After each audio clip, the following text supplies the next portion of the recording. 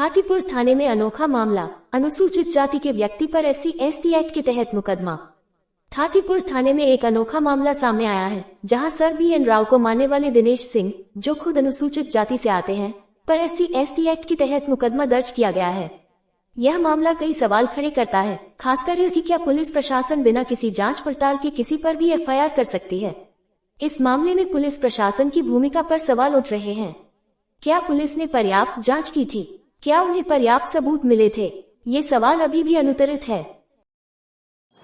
Sir, एक थाटीपुर का मामला सामने आया है जिसमें SC के बंदे पर ही SC/ST एक्ट लगाया गया है, तो इसके बारे में क्या कहेंगे आप? हाँ, मैंने भी सोशल मीडिया पे देखा, एक दिनेश LLM हैं, वो खुद जाटव समाज से आते हैं, SC हैं, और उनके ऊपर थाटीपुर थाने में SC एक्ट के प्रावधानों के तहत मामला दर्ज कर लिया गया है, वो भी किसी सोनी की शिकायत पर से। और प्रावधान ये है कि बिगैर इंक्वायरी किए, बिगैर छानबीन किए कोई मामला SC/ST एक्ट में दर्ज नहीं किया जा सकता। तो बिना जांच किए, बिना छानबीन किए, बिना कोई कार्रवाई किए, बिना डॉक्यूमेंटेशन किए डायरेक्ट SC/ST एक्ट के तहत मामला दर्ज कर लिया गया है। ये सर्वथा गलत है, कानून के खिलाफ है, और इसमें मेरे पास अप्रोच किया है लोगों ने, डॉक्यूमेंट्स भी आए। मैं शीघ्र माननीय उच्च न्यायालय के समक्ष इसमें रिट पिटीशन और जो उचित कार्रवाई है वो प्रस्तुत कर रहा हूँ। तो इसमें क्या लगता है, किसी दबाव में किया गया है, कोई षड्यंत्र है, क्या है? हाँ, दबाव की राजनीति तो शुरू से चल रही है। पुलिस इतना दबाव में है कि जैसे ही 4 लोग जाते हैं तो वो मामला दर्ज कर लिया जाता है। हम लोगों को गाली पड़ती है तो कोई मामला दर्ज नहीं किया जाता। पुलिस शुरू से दबाव में। ठीक जी, आपकी सोशल मीडिया पर पोस्ट देखी थी जिसमें आपने डाला हुआ है एक ऑडियो भी, उस पर बड़ा जोर शोर से वायरल हो रहा है कि अंधा कानून है। क्या है पूरा मैटर, आप जरा बताइए। क्योंकि पूरा मैटर ये है कि जब जिस दिनेश सिंह LLM, जो कि हम लोगों का मानना है कि जो अभी तक हमारे को देखने को आया सर BN राव के समर्थक हैं, और द्वेषवश उनको कोई आदमी फ़ोन लगाता है और ज़बरदस्ती उन पर उनकी से उल्टी सीधी बातें करता है, और बिना पुलिस ने कोई जांच किए, बिना कोई पड़ताल किए, इससे एक बड़ा रहस्य उद्घाटन हुआ है कि बिना जांच किए पुलिस SC/ST एक्ट लगाकर लोगों को फ़ायदा देने का काम कर रही है, उन लोगों को फ़ायदा देने का काम कर रही है जो आताताई के रूप में इस मध्य प्रदेश में पहचाने जाते हैं। साथ ही मैं ये भी कहूँगा, अंधा सिर्फ कानून पुलिस प्रशासन नहीं है, अंधा जिला प्रशासन भी है, अंधा प्रदेश का हमारा शासन भी अंधा हो रहा है, जिसको सिर्फ वोट की राजनीति दिखाई दे रही है, जिसको ये दिखाई नहीं दे रहा कि किस प्रकार की वैमनस्यता समाज में फैल रही है।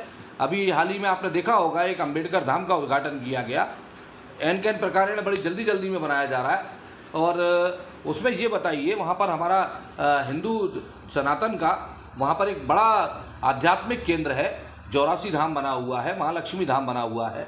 उसके बाजू में जो लोग धर्म को नहीं मानते, जो बौद्धिस्ट है, जो कम्युनिस्ट है, वो लोग वहाँ पर उनके नाम पर एक धाम बनाकर क्यों वहाँ पर इस तरह की सांप्रदायिक माहौल ख़राब किया जा रहा है। तीसरा मैं ये कहना चाहूँगा, प्रशासन इसलिए भी अंधा है, जो मैंने जिला प्रशासन का नाम लिया। एक बात बताइए, धर्मांतरण वाला मामला हुआ इतना बड़ा भितरवार में, उसके खिलाफ शिकायत भी रक्षक मोर्चा द्वारा दर्ज कराई गई, उसके बाद भी आज दिनांक तक उस पर कोई कार्रवाई नहीं है। जबकि ये इसलिए मैं समझता हूँ कि ये शायद इसलिए जिला प्रशासन कर रहा है क्योंकि हर 10 तारीख को इनको जानकारी भेजनी होती है, कौन लोग धर्मांतरण कर रहे हैं, कौन करा रहे हैं, या कौन लोग इसमें भूमिका निभा रहे हैं। नामजद उनकी शिकायत हुई, पर जिला प्रशासन अपनी असमर्थता, अपनी जो अकर्मण्यता है, जो अपने कर्तव्यों के प्रति जो उदासीन है, उसको देखते हुए जिला प्रशासन नहीं चाहता किसी तरह की कोई कार्रवाई हो और एक तरफा काम कर रहा है। इसका हम लोग विरोध करते हैं। ठीक है, तो आगे इस पर जो आपने शिकायत की है रक्षा मोर्चा ने धर्मांतरण के लिए, अब कार्रवाई नहीं हुई तो आगे आप इसके लिए क्या करने? देखिए, इसके लिए आंदोलन की पूरी तैयारी हो चुकी है और निश्चित तौर पे इस पर आंदोलन होगा, और हम लोग कोर्ट में इसको हाई कोर्ट में लगाएंगे।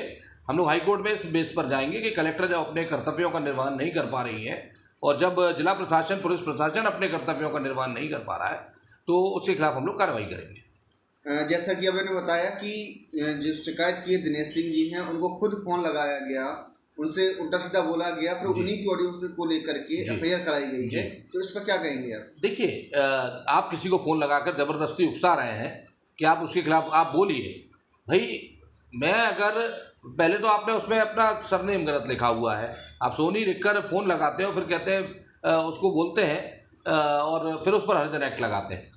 पुलिस को ये नहीं करना था कि पुलिस उनको फ़ोन लगाती, एक बार पूछती भाई आपने ऐसा क्यों कहा है, अगर इसकी जांच की जाती तो मैं नहीं समझता कि उस पर हरिजन एक्ट जैसा संगीन मामला एक हरिजन पर लग रहा है, ऐसे सामान्य तो ना जाने कितने लोगों पर लगता होगा। तो क्या कार्रवाई चाहते हैं इस पर? हम इस पे कार्रवाई ये चाहते हैं, हम चाहते हैं जिला पुलिस प्रशासन इस बात को ध्यान रखे कि कितने ऐसे प्रकरण अभी तक दर्ज हुए, इसकी जांच का विषय है, कितने ऐसे प्रकरण दर्ज हुए हैं जिसमें सामान्य और ओबीसी जो अदर बैकवर्ड क्लास है उनके कितने लोगों पर, निर्दोष लोगों पर ऐसे प्रकरण दर्ज किए गए हैं, उन सभी को खत्म किया जाए। तो जैसे ऑडियो के बेस पे एफआईआर की गई है, तो आपको क्या लगता है कोई प्रशासन पर दबाव रहा होगा, क्या कारण हो सकता है? देखिए, जिला प्रशासन पूर्णतः दबाव में है। जिला प्रशासन लीजिए, पुलिस प्रशासन लीजिए, मैं कह रहा हूँ, मैंने आपको अभी पहले भी बताया कि मध्य प्रदेश शासन पूरा दबाव में है। वोटों के लिए सारी की सारी राजनीति की जा रही है। वो नहीं चाहते कि कांग्रेस अकेली इसका लाभ ले। जिस तरह से कांग्रेस दौड़ रही है उनकी तरफ, तो दलितों की तरफ, ठीक बीजेपी भी ये चाहती है कि हम भी दलितों का वोट ले लें, क्योंकि सामान्य को वो वोट नहीं मानती, वो वोट बैंक नहीं मानती, इस वजह से सामान्य का नुकसान करने में कहीं पीछे नहीं हट रही है। ठीक।